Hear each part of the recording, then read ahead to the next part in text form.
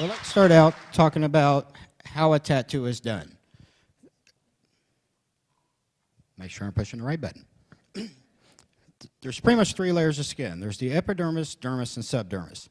The epidermis is the top layers of skin. Your subdermis is where the ink actually goes down to and where the ink lives. The top layer heals over top and is seen through the surface of the skin. But the art of tattooing goes way deeper than that. My most unusual tattoo, that one's pretty hard to talk about. Not placement, subject matter. I had a client come in and ask me for a turkey. And every one of you can imagine what a turkey could look like tattooed on somebody. My idea is for not him to be laughed at for having a turkey. It's very spiritual to him. It's about going back to nature. And when he shows off his tattoo, he doesn't want to be laughed at. He wants it to be admired.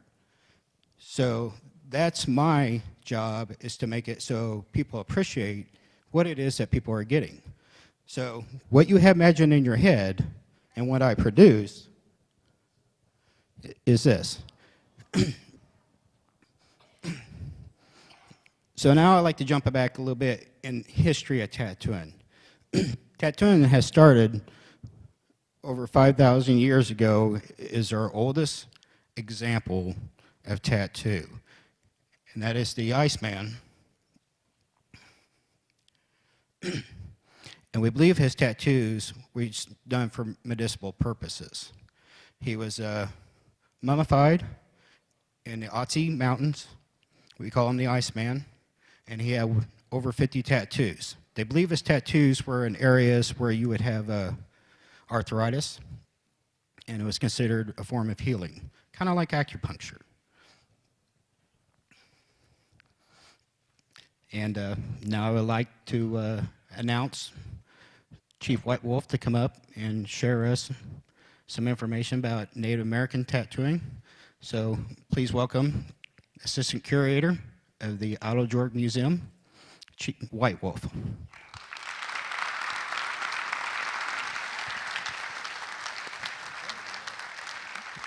Well, you keep that mic.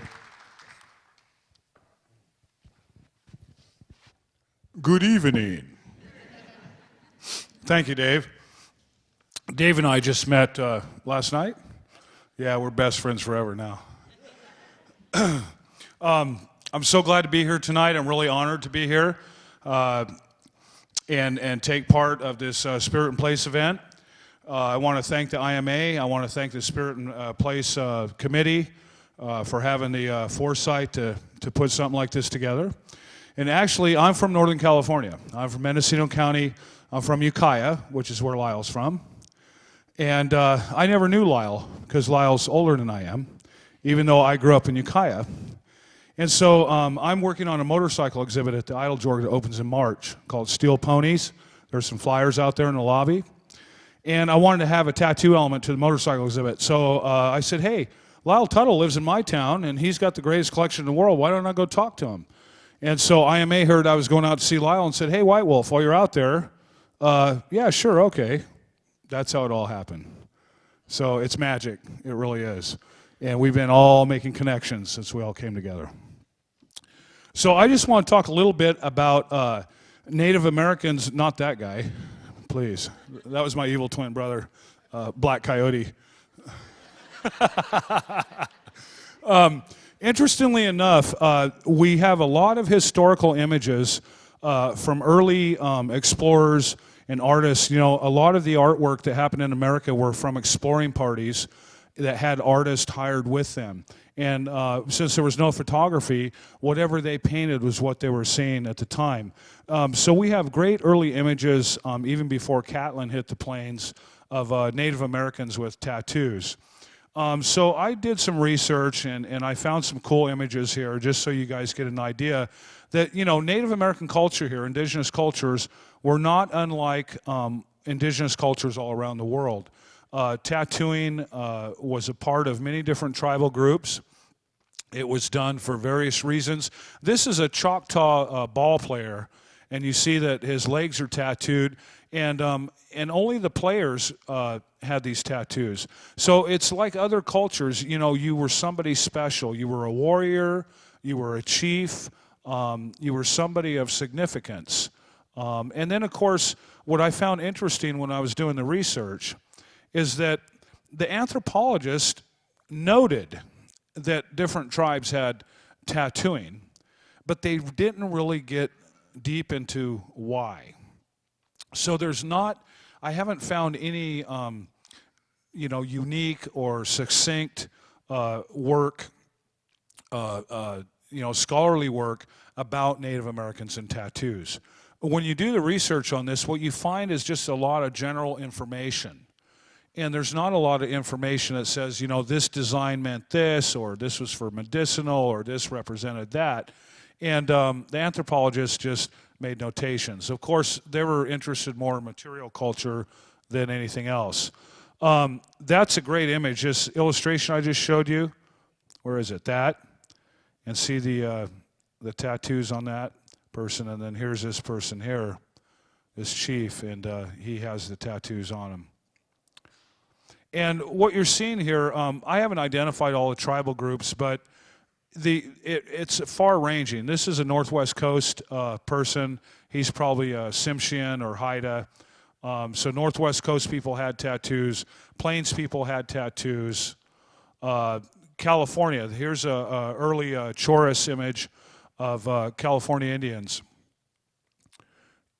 And some tribes also did tattooing. This is a Mojave woman, and she's very elaborately tattooed. Now, in some cases, tattoos with women indicated that they were just going through puberty, or that they were married or not married. There's different reasons that different tribes did tattoos. You can't generalize about tribal culture at all or ever. This is a contemporary painting, and this is showing a Cherokee being tattooed on the head.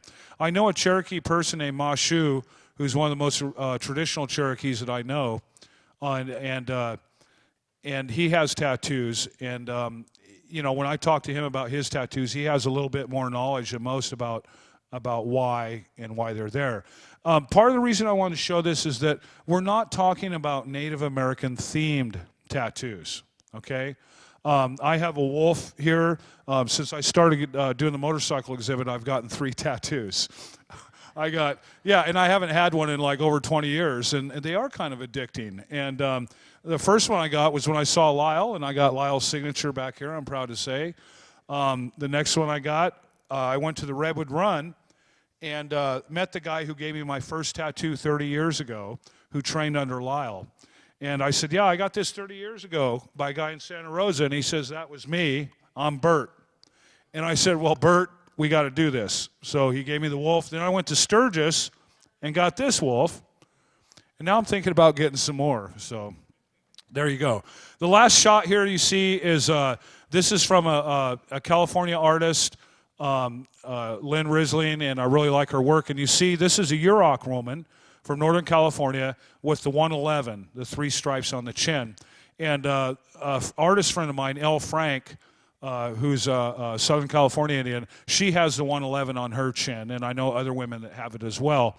And what I found interesting, the 111 tattoo ranges all the way from Alaska down through Canada, all the way into Northern California. And it was a widespread tradition. And it meant different things among different groups, but you find it among a lot of different tribes. And so there you go.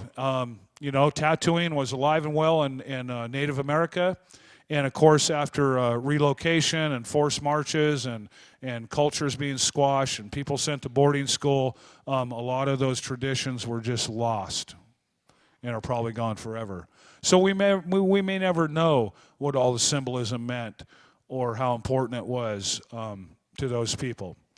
But I can just imagine. And I know every tattoo that I've ever gotten in my life has always been significant to me and has always had a spiritual reason for getting it, more so than just a body decoration. Thank you.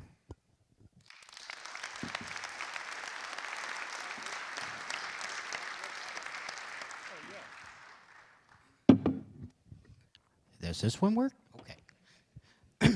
My question for you is, what does your tattoos mean to you? Well, when the first one I got, the parrot, I was married at the time and I was a mailman. And I was the only mailman in my town in Ukiah that sported a tattoo, right? The crazy mailman, right? So I got a parrot because it was something my wife could live with. It wasn't a skull, it wasn't, so I got a little parrot. And then later in life, when I found out who I was, that I'm White Wolf, I decided to get these. And the first one on the bottom says WW, but the ink didn't take very well. I need it redone. The next one is a wolf. The top one is a red-tailed hawk, and the hawk is my pathfinder. So for me, this was my spiritual arm. Thank you. Yeah. And then my daughter's name, of course. Got to have my daughter's name. When I first started, I went by the convention, never get a girlfriend's name, never get your wife's name, have everything above the sleeve line, so if you want to get a job. I mean, these were conventions that were out there because tattoos weren't readily acceptable as they are today. In the tattoo industry, we call that guaranteed work. Right. So this time around, I said, you know what? I'm 55 years old. I'm secure in my identity. So they're going to show. My tattoos are going to show now. That's where I've come. Thank you.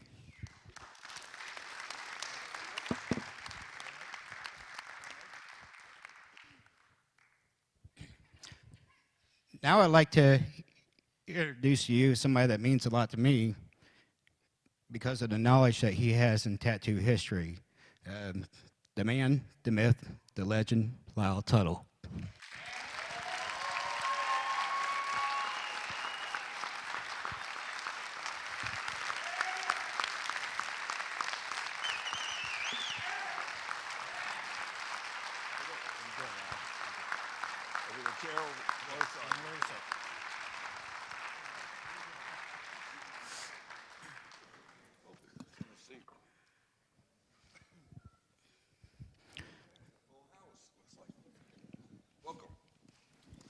So, Lyle, can you give a little history about yourself for me? This picture of the Rolling Stones. Excuse me? The picture of the Rolling Stones is a very monumental picture. Oh, okay. Well, that was one of my finest hours right there. Captain Hook was running around singing a song that he wanted to be on the cover of Rolling Stone magazine, and I had a little flutter in my heart because I'd already been there. So those are perks in life that are golden. So that was...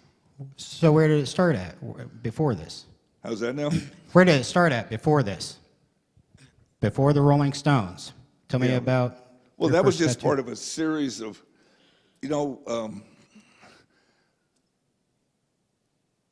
I tattooed for like 20-some years before a few things come by that went my way. And all this articles and publicity, 'cause I was a media darling there for a long time in the early 70s. And so it was just all this sort of one article led to another one, to another one. And it was all sort of generated by, excuse me, women's liberation. So if your mom hates your tattoos, blame it on women's liberation. I think there's a few things you can blame on women's liberation, but anyhow. What would you say is your most memorable tattoo that you've done? I don't know. That's a stickler right there. What's your most memorable? You got one? That turkey? A turkey's a pretty good one.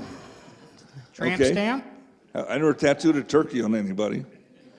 I have. I put a few roosters hanging by their necks below the knee here.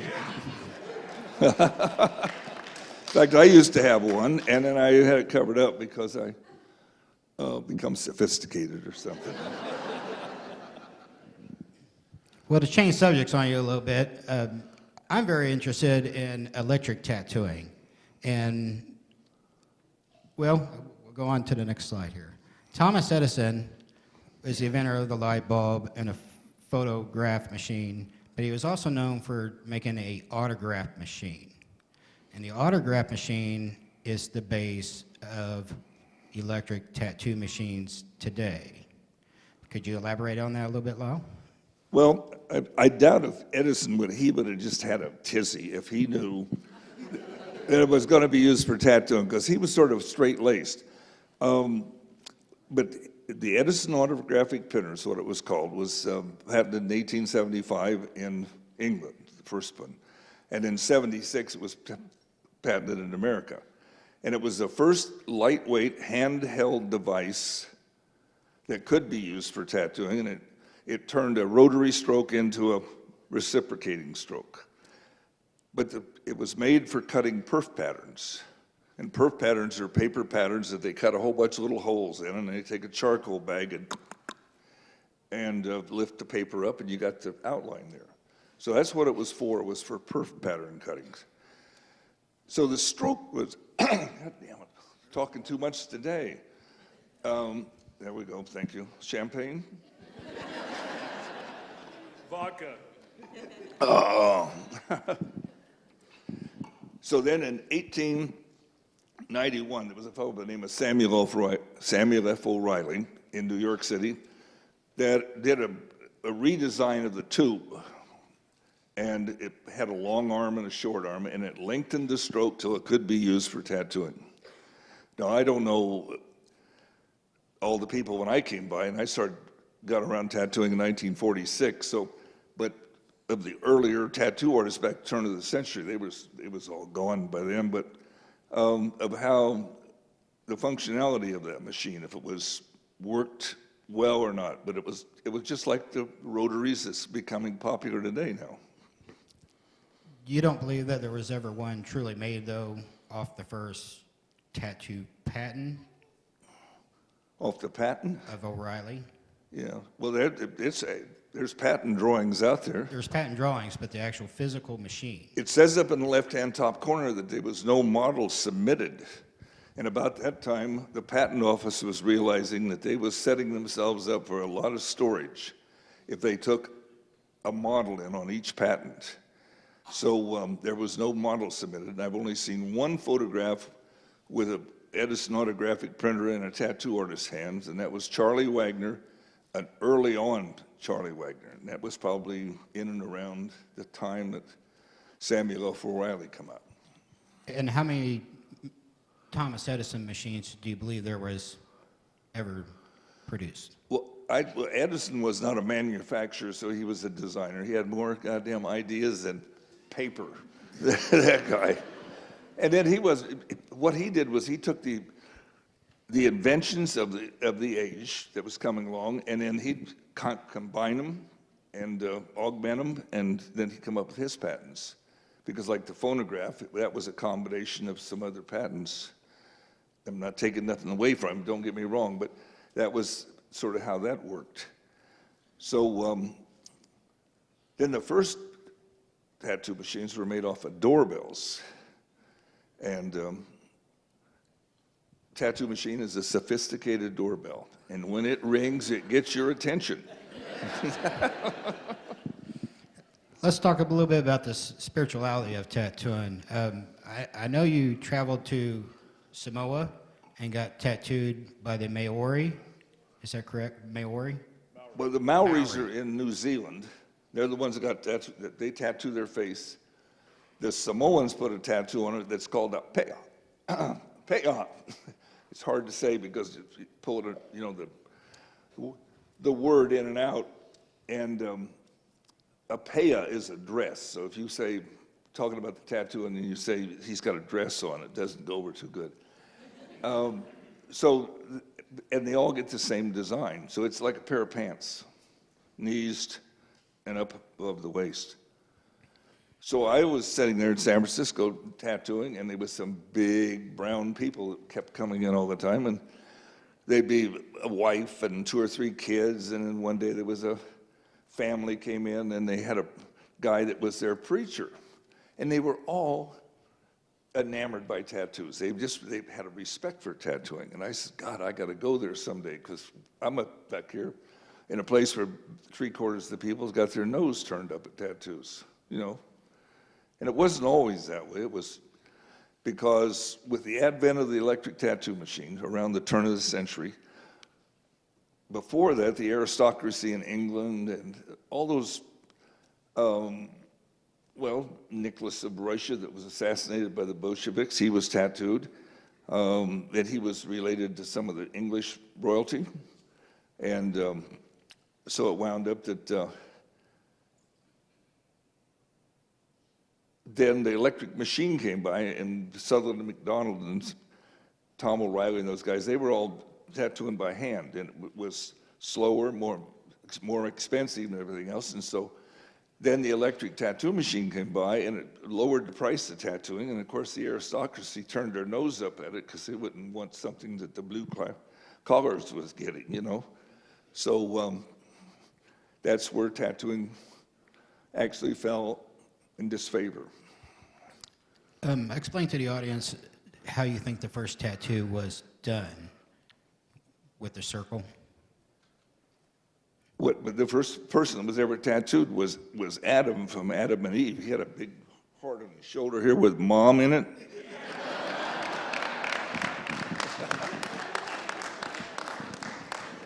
Who was Adam's mom? I don't know.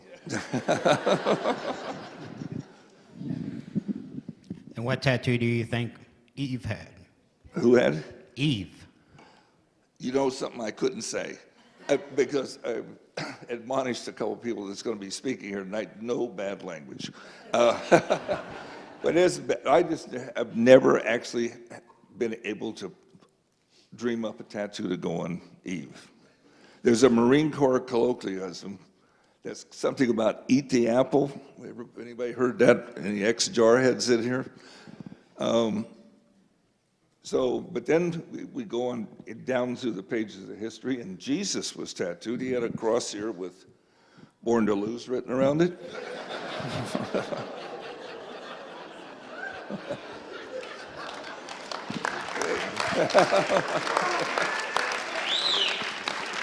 Just wait, we got some more here. His mother, Mary, she had a tattoo. She had a cherry on her thigh that said, "Here's mine, where's yours?"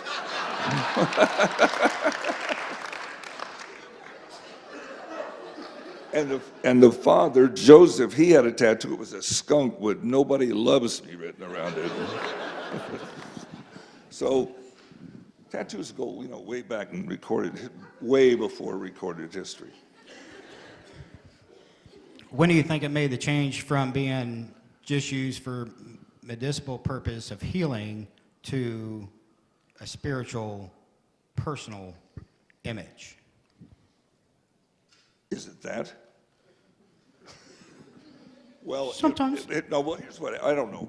Tattooing was very easy to discover, I'm sure, because how many people you either did it yourself or somebody in your class went and stuck a lead pencil in their finger, and they wound up with a dot.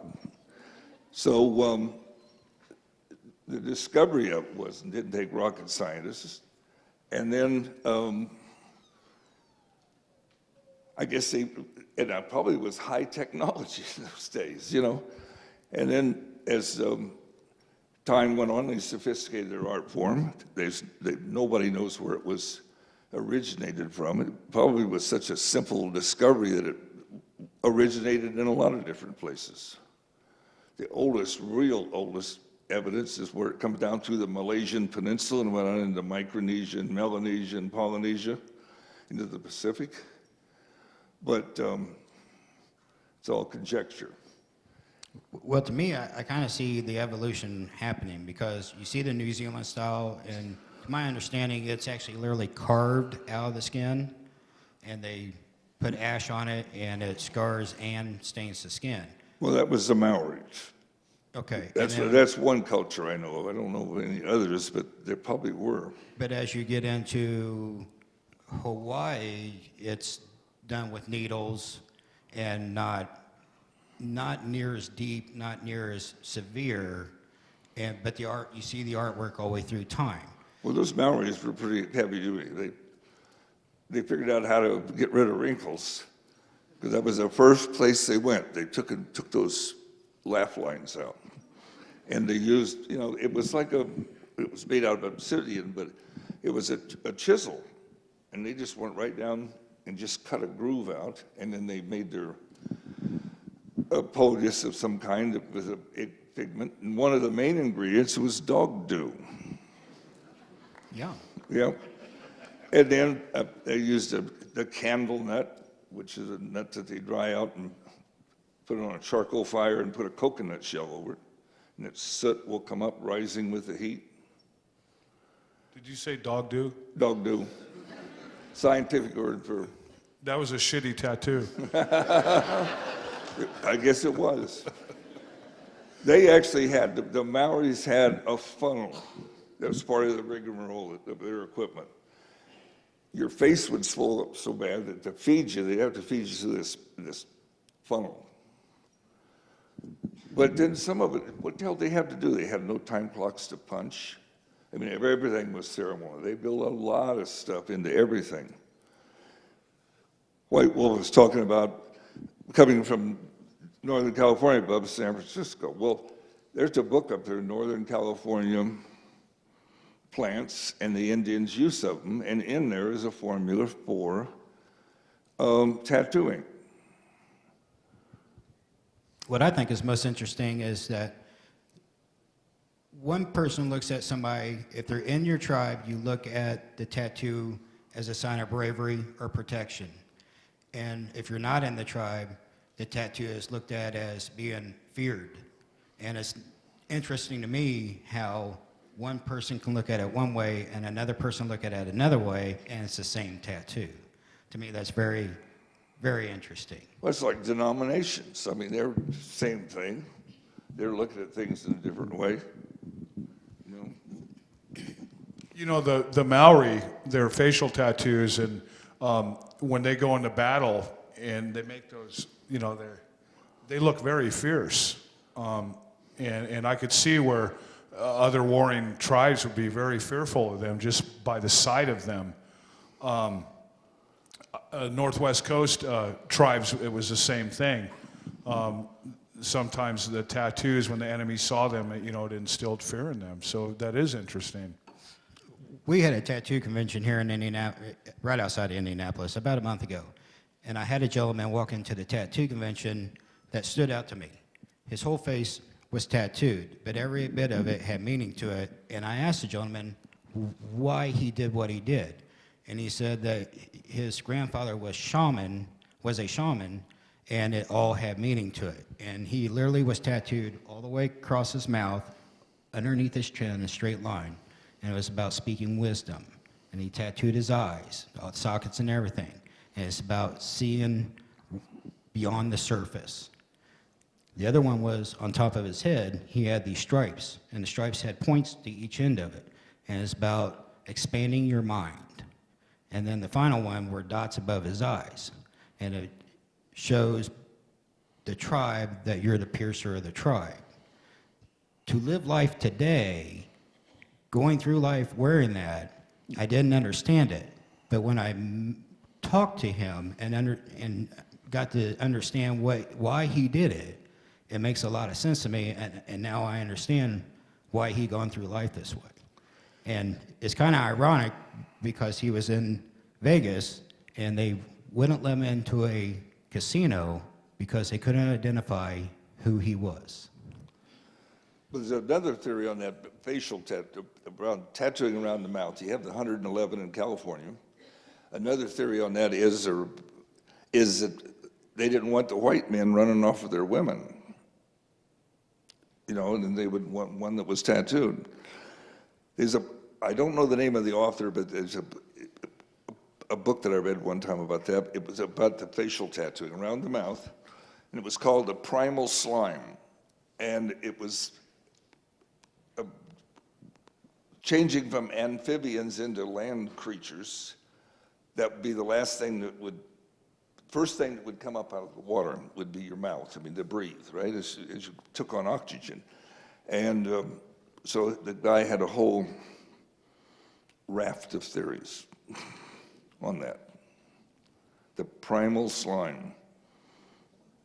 didn't sell worth a damn. With that name. Oh, I just cussed.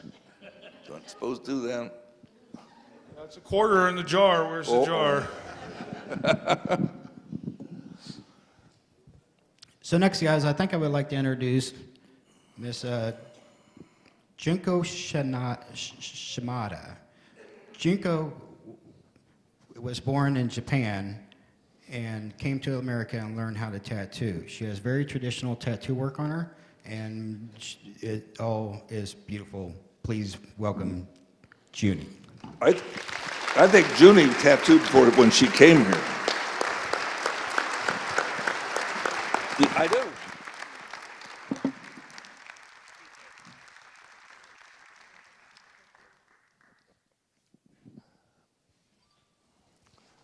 There's the photographs of Junie up there. First of all, I'd like to thank you for Anna Leica, for IMA, and Dave and Elaine Soren, and one and only Mr. Lyle Tuttle to give me this opportunity to be here. I'm very honored and very grateful. Thank you.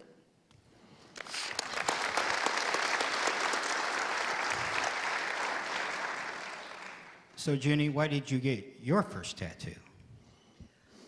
Well, okay. I was born in Japan 1959. When I was growing up, things are lots of different than way from way they are now. Everything was separate. Women and men things to do the different. We are almost like trained from birth how to act, how to talk as women and as men, and even job is separated to women should not do this and men, everything is different. So,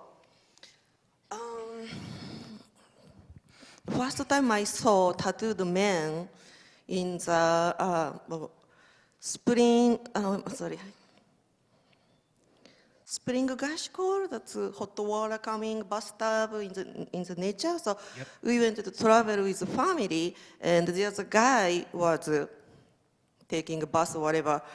First time I saw the tattoo, and of course I questioned my father and my mother. They just made me to shush.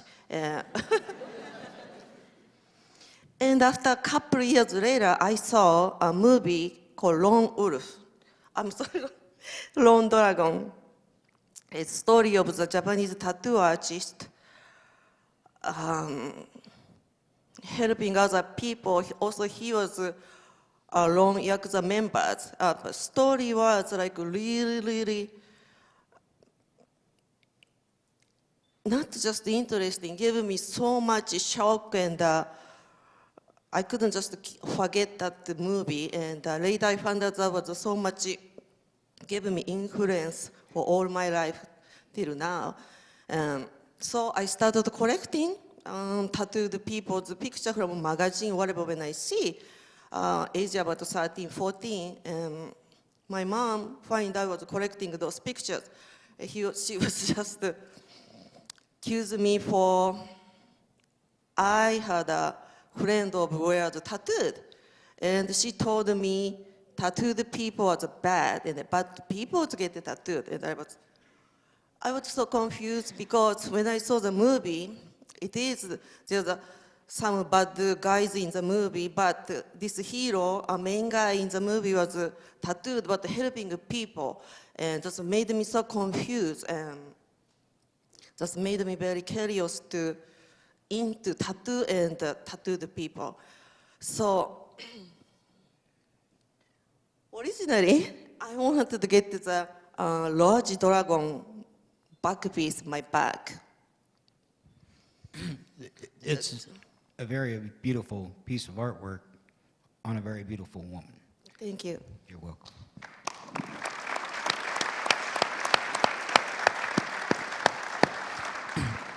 Now, I would like to kind of change subjects a little bit and talk about the block prints. Your back piece came from a block print design, correct?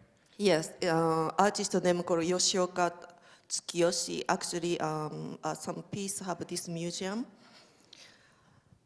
And can you explain to us a little bit on how block prints are done so people understand all the work that it takes to make one image for a block print? Well, Japanese wood block prints are 3 processes to make one printing. One is like artist paints the picture, and the other one is wood cover. Wood cover, carving wood, and third job is a printer. So most of the time, we only, artist's name is close up who paints this picture. But as a 2 job, carving wood, printing, this job is very important as a painter. And also, depends how many colors painting has, make how many wood needed to be carved. So in a way, it's kind of like silk screening, that for every Exactly. color, you have Exactly. to have another block that's carved out, just those areas that you want it colored. Yes, yes. Thank you. This is one out of Lyle Tuttle's collection, and it's firefighters. Lyle, could you help explain a little bit about why the firefighters were tattooed? Well, I guess maybe they were a tenacious bunch to start off with. I mean, because fighting fires and everything. And as they made a rise through the fire department and become more skilled in firefighting, they was allowed to get more tattooing. So I don't know just exactly, excuse me, just exactly how, what they start off with just a torso, like maybe a gambler's kimono? Like getting a tattoo, going through like enduring physical pain, it's a symbolize of the courage too. So depends how lots of firemen at that time, history told like so many like full body suits to prove like how much courage they had. So Because there is a gambler's kimono over yeah, there. there's a different style for gambling style like what I have. So it's You have different. is that yours? You have a gambler's kimono then? Huh? Yes. Okay, you're a gambler? You married Well, Bill. Yes, it's a very gambling. Yes. Well, But in your tattoo, it's actually a male suit because it comes up a little bit higher than a female suit. yes. Reason for that because I grew up separating of the men and the different steps. So when I approached the tattoo artist, I want to get my back piece done, and he told me, "Oh, you should bring 5-6 inch roll." I said, "Ask why?" Because you're a woman. I said, what? So, well, and even like I have a front, or you shouldn't have that way, you should have just a chest or short arm. I said, how come? Because you're a woman. It doesn't make any sense to me, and why not? I have a same as men has, and I don't mean to challenge the men, but that's I really wanted to be because that's the movie I saw when I was a kid. So. With this particular print here, it was, Dave took the photograph, it was about 4 o'clock in the morning, and we didn't have it outside the vault in my place. So we did, that matches up. We just didn't get it. So there's doubles and then there's triplicates also in the Japanese woodblock prints. And I've never seen a quad of 4, but 3. And so they're really prized the more numbers that they get of prints, because they're very difficult to make. Now this one is a very rare image. Could you explain a little bit to us, Lyle, about what this one's about? Well, this one is he's loading a muzzle-loading rifle, and that's the only one that I know of, and I went through a few thousand of these things. The Van Gogh Museum in Amsterdam has 300 on display of the woodblock prints, because that was about the time that Perry opened up when Van Gogh was painting, was when Perry had opened the bamboo curtain up, and they called it Japanade. It was a collectible of Japanese artifacts and things. So there isn't one of the 300 that's on display that has a tattoo. So I'm fortunate enough to have jerked 37 of them out of circulation in my travels. And this particular one has the rifle too. And then this is the only one that, I mean, Japanese print experts get weak in the knees over that.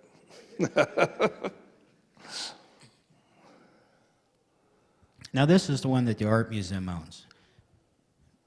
Junie, would you explain a little bit to us what this picture is about? Yes, this is the same artist I have on my back piece. Artist name is Yoshioka That your back piece is Yes. made by the same artist? Yoshitoshi Tsukioka. Actually, this lady was getting a tattoo, getting like a lover's name.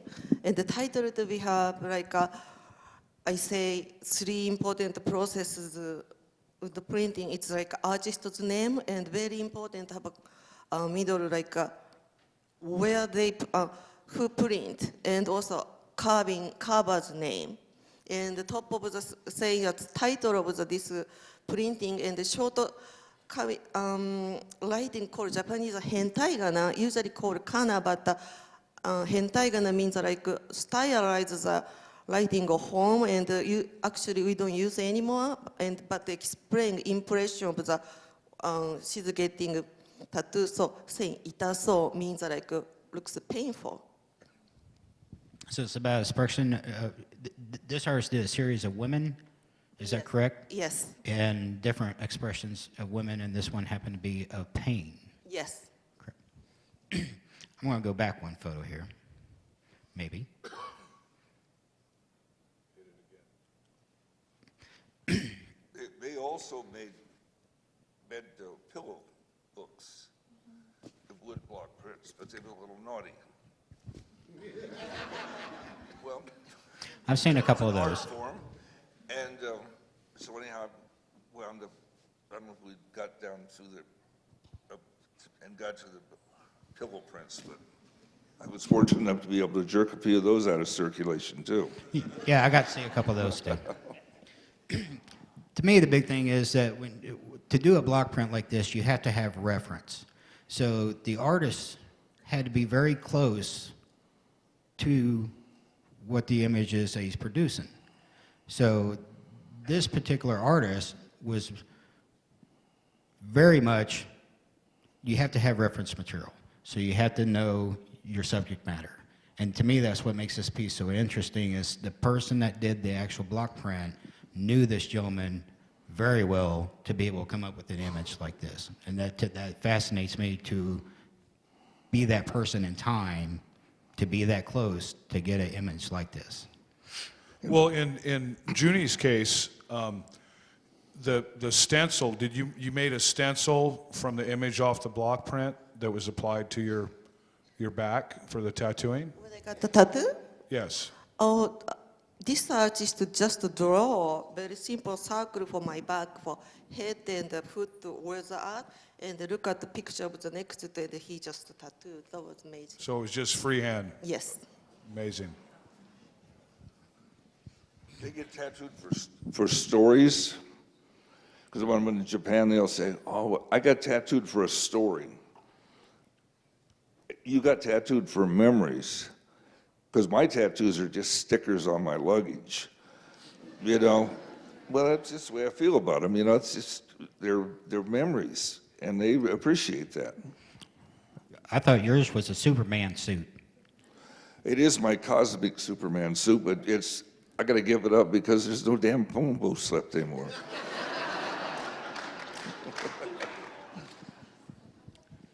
Junie, was your work done in Japan, or was it done over here stateside? Tattooing? Yes. Well, I've been tattooing now like 23 years. So when I grow up, I approached a couple of tattoo artists. Well, I wanna become a tattoo artist. Of course, they're gonna say that's not women's job.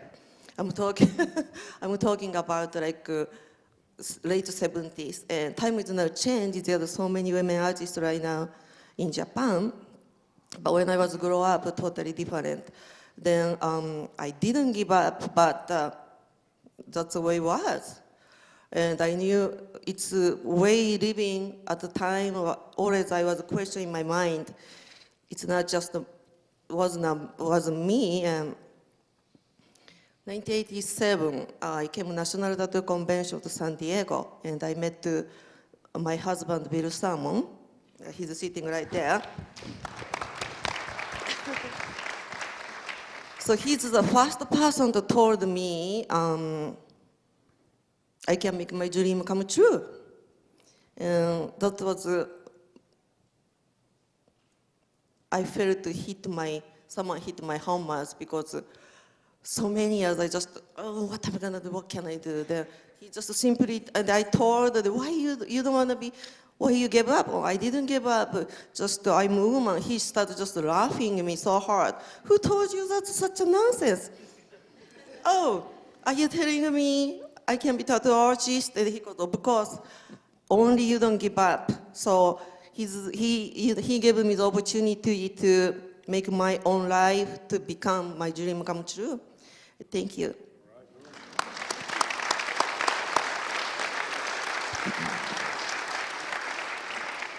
She was also tattooed by one of the famous Japanese tattoo families over there. Yes. Yes. Because they have a pecking order over there. It's of artists and your status. And I know it's much more intense than what we go through here in the U.S. as far as going through your apprenticeship and how to do it, because it is done by hand, and how to get those kind of fades that they do. Have you ever done anything by hand? I did have little experience.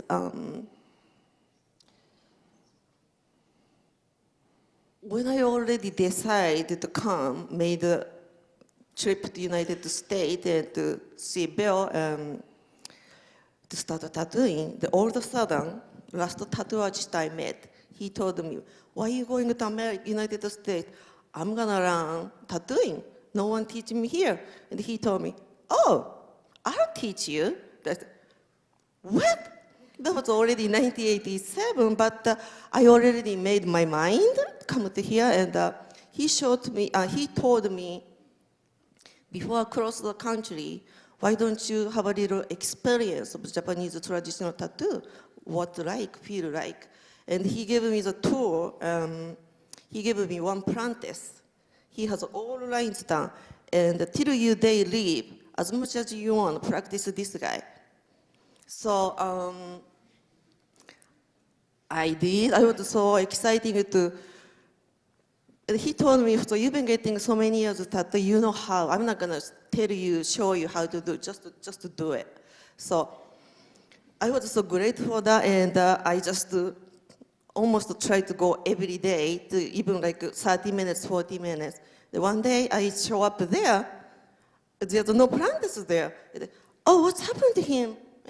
Well, he said, you made very, your tattooing is very painful. So he didn't want to come today. So, next day I go, he's still not there. So, but I had experience a few days. So. Go ahead, Lyle, do you have any more to add? what she said, no. I mean, I could, but people's getting sick and tired of listening to me anyhow, so go ahead. Well, this time I'd like to ask the audience, do you have any questions for us? Was your tattoo done by hand or machine?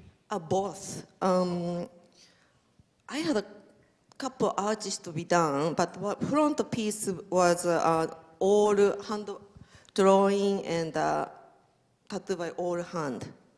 Yes, back piece outline is a machine and shading was hand poke. How long did it take to do your back piece? Years. Every couple of weeks, or? When I had the money, that's all I go to tattoo shop. Yes, yeah.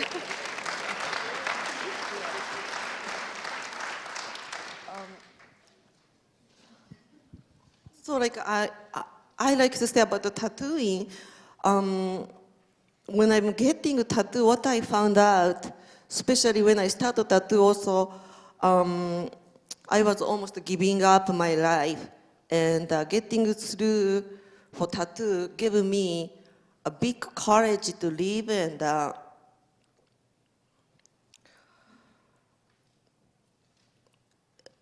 To feel like you can go on? That personal feeling that you can move on? The tattoo? yes, I just want to say just tattoo gave me a lot of courage to continue life to go on. You know, you brought up an interesting point about you got tattoos when you could afford it. And so I'm wondering how much money you have on you and how much Lyle has spent around the world to be tattooed. I've got a clue. Thousands of dollars, you know, I or don't think so. It's not cheap to getting tattoo. So, you know, I say year probably from start to total finishing probably easy like 7 to 8 years. Then also, and people ask me, or friends ask me, what's your birthday? Of course, can you buy me tattoo? Or even Christmas, any occasionally if they want to give me some present, I already say, I want a tattoo. Buy me for tattoo hours, you know, so. But the paying for it angles is reciprocating trade agreements and things like that. You know, you tattoo me and or something like that. Or then it got to the point that it was, I don't know, they wanted to tattoo you. First, I would like to say I would be honored to tattoo you for free anytime. Thank if you. you're interested. But my question for Lyle is, how do you feel about the direction that tattooing is taking today? It's kind of stepping away from the traditional ideas, and we're stepping more into a supreme realism. You know, how do you feel about that? I personally think of the history I know, it's a sort of a finger down the throat today. It's too damn popular. I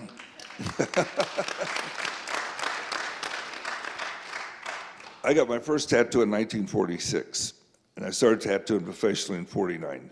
And it was just an altogether different world. But then in 1960, they went and outlawed the 5 boroughs in New York City. It took 9 million people out of the loop. And it could have been, and then the state of Florida, South Carolina, Indiana, right here, they outlawed tattooing, and it could have been a domino effect. So something that I've loved and I put my whole life into is alive and well. I can't be nothing but happy. Just might not be too exciting for me in a way, you know, because it's over, to me it's sort of oversaturation. Yeah, I'm talking about personally, you know.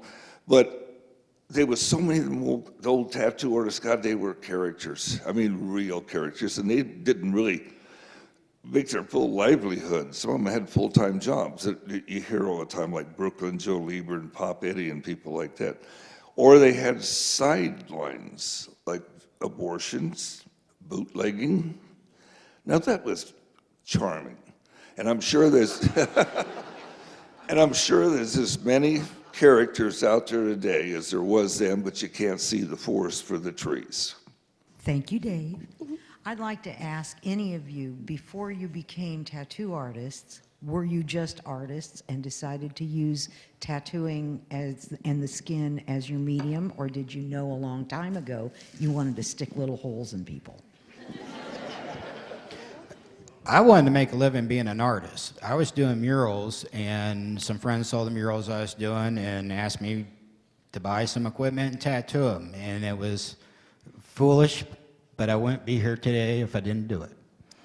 There's a difference between real artists and tattoo artists.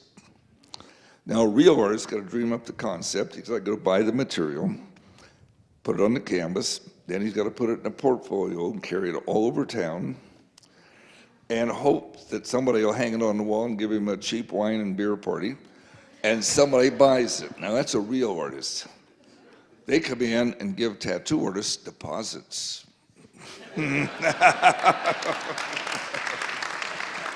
So that's the difference between a real artist and a tattoo artist. Yeah, but I have to admire a real artist because people come into me with their ideas, and that's what I base what I'm doing. To me, walking up to a blank canvas is the hardest thing in the world because it could be anything. But when somebody says, I want this, then it makes it much easier that I focus on one thing and where it's going. As a machine builder, it's becoming a dying trade, and I just wondered, what's your stance on the new rotary fad, Numa fad, all the newfangled devices versus the Tesla original? You know, I haven't tattooed anything on anybody but my autograph since 1990. So I don't get a very good shot at it. I'm trying equipment out. It always amazes me because you never forget how to tattoo, and I don't tattoo that often, but sometimes you're a little shaky when you take off. It's like riding a bicycle. But I don't know that there's some people that really like that. The original rotaries that came out right after World War II in England, it was really popular in Europe because there was a bunch of little 24-volt servo motors they could buy for nothing. The English are sort of notoriously, I don't know if it's lazy or what, but they don't like the yank machine. That's what they call the twin coil machines. Because there's a certain amount of adjustment and things to it. There was a wobble in the needle bar, and you always wound up seeming like our tattoo equipment, I'm saying ours, the generic tattoo machine, the fore and aft twin coil machine, when that's running properly and so smooth, it's almost like it throws the needle in, where the rotaries push it in. I mean, it's a hard push, and you wind up getting an indented line, and it seems like there's always a white dead skin until it really returns back to normal. With the rotary, causes a lot of trauma to the skin. But there's people, I've tattooed with 2 or 3 of the new ones that's come out, just an autograph, but I couldn't really, the line quality seemed to be good.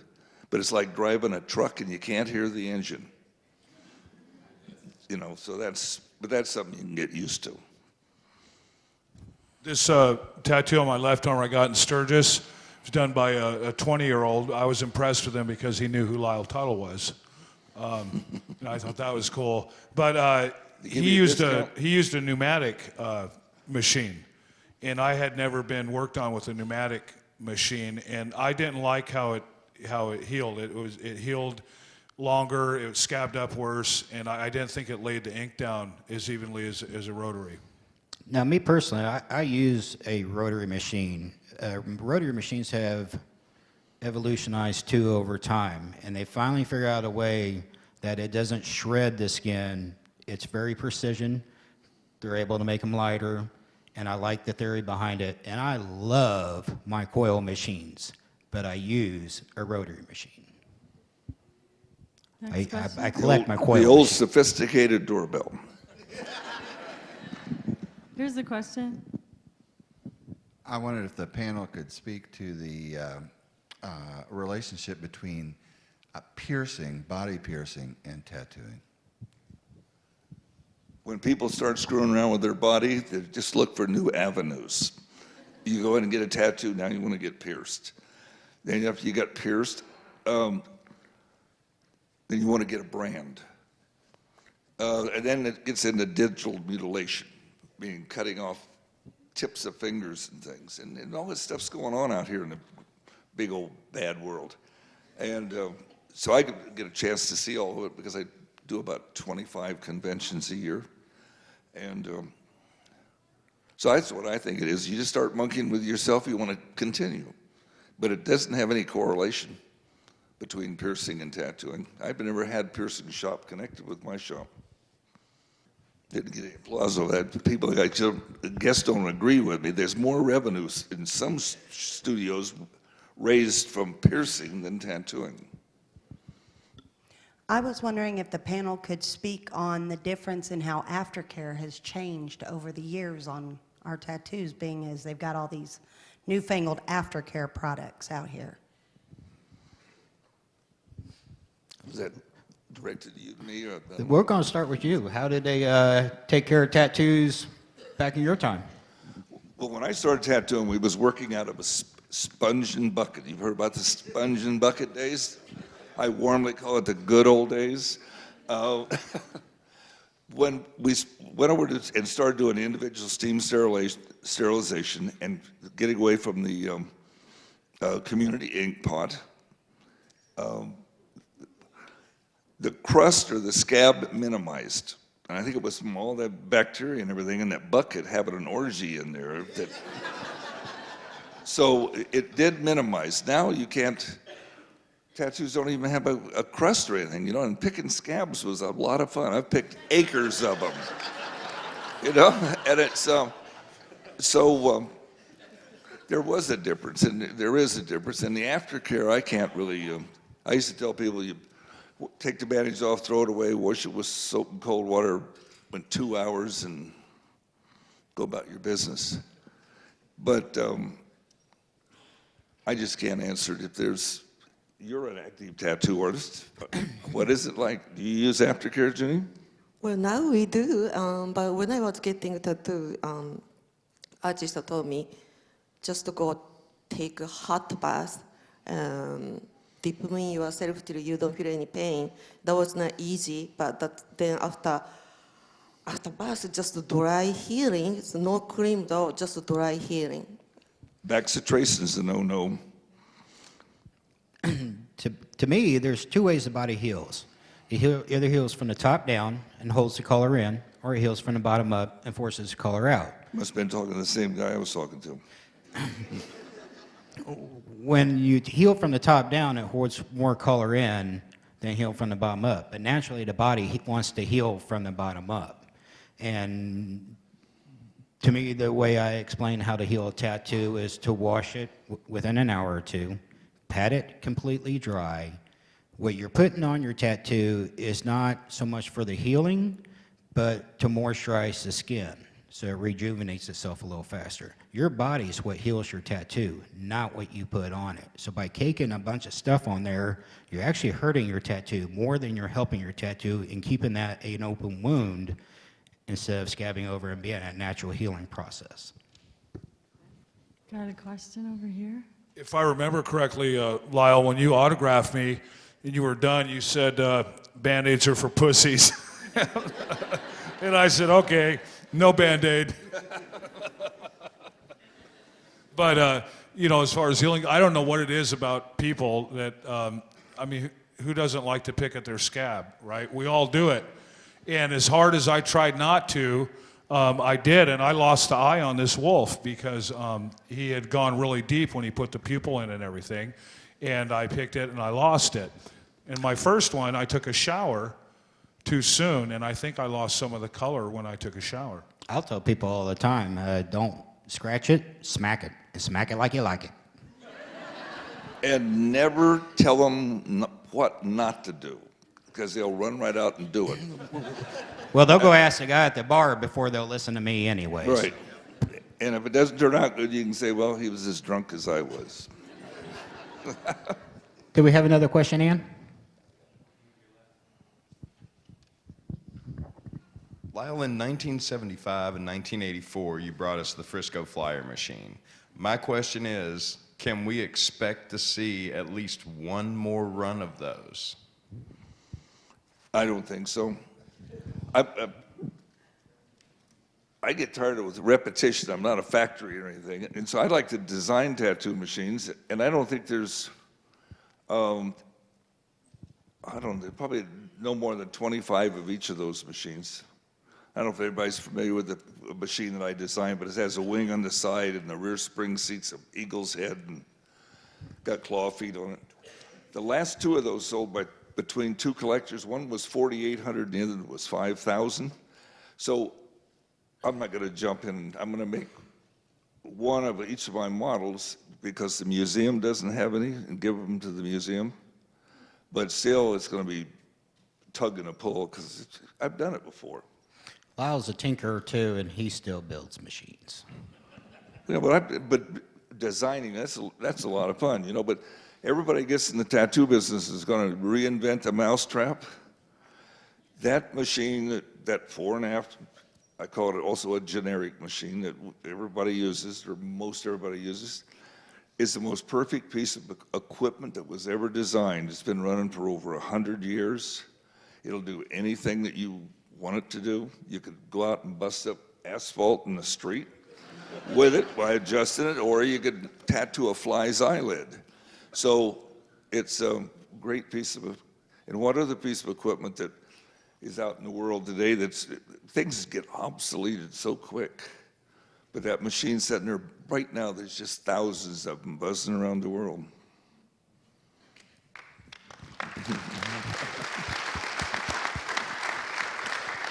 One more question, Ann?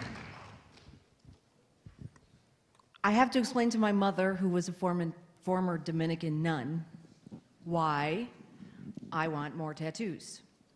What would if someone asked you the question of why are they addictive or why do people keep coming back, what would you say? Well, I always tell to people like tattoo is not for everybody, and it's a very personal choice. And some people get for fun, and they give excitement. And also, some tattoos give courage to go through for most hardest time they go even through. And it's okay to not have a tattoo. I never encourage people to get tattooed, so. Tattoos are not meant for everybody because they're too good for most of them.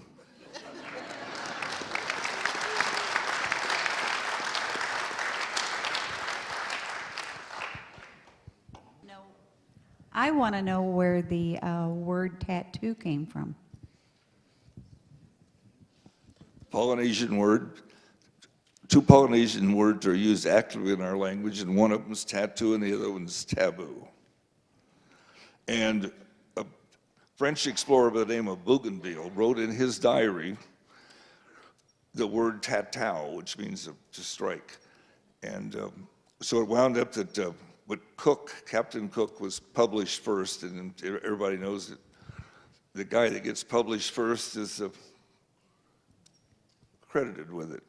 That's in all kind of sciences or writing. And that's where it comes from.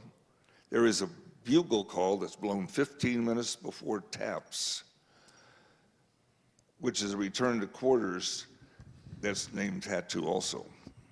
And then, so it's a word that's been, there's two columns when you go to whatever it is, Valhalla, or it isn't Valhalla, but in Egyptian religions, there's two columns that you go through when you're going to the hereafter, and one of them's name's tattoo. It's there in the literature, but I don't know why it's called that. But it's a two-syllable word. But other than that, that's it. There was somebody who was, quote, dying to ask. It's a magic word. Boss, the plane. Sorry, I just want to know what Lyle Tuttle's first tattoo was, and then I want to also know what Dave Sloan's first tattoo was, and what they mean to you today. Go ahead. What my first tattoo was? Yeah. I was 14. I had went down to San Francisco, and I walked in the tattoo shop. I seen it, and I walked in, and the guy said, "What in the hell do you want?" And I went up, up, up, up, up. I took that, and it wasn't mother's, psychology to keep them getting my butt paddled when I got home. And it was a heart with mother. And that's what it says on my passport today. It says identifying scars or marks. It says tattoo of mother inside right forearm. So that's it. Bingo.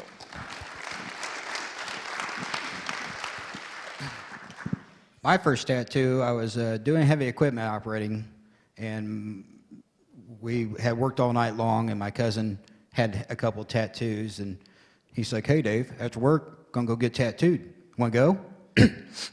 Sure, no problem. So we get there, and he's a corn-fed, strong boy, and got it on his chest and cried like a baby. And I, not quite as tough and rugged as he was, I was like, I'll just get mine on my arm. But it's a bulldog wearing sunglasses. Wearing what? A bulldog wearing sunglasses. Okay. Tattoos are They're external decorations for internal feelings. That's what they're all about.